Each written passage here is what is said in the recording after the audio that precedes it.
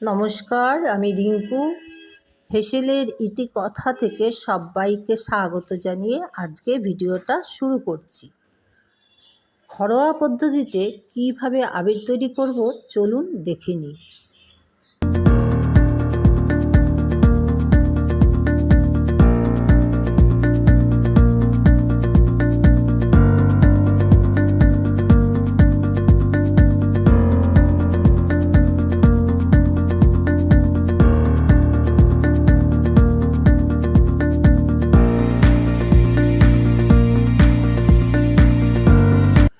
এই আবির তৈরি করতে কর্নফ্লাওয়ার ও 3 রকমের রং ব্যবহার করা হয়েছে।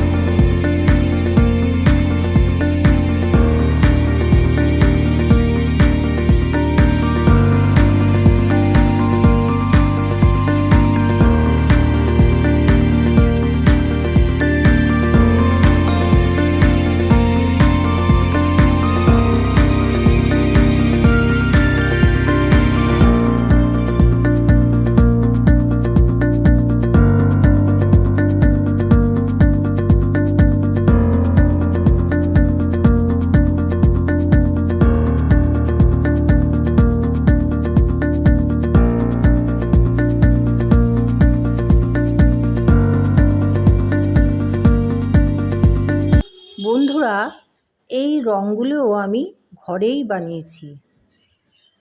লাল রং এসছে বিটরুটের গুঁড়ো থেকে, হলুদ রং এসছে কস্তুরি হলুদের গুঁড়ো থেকে, আর সবুজ রং এসছে পালংয়ের গুঁড়ো থেকে।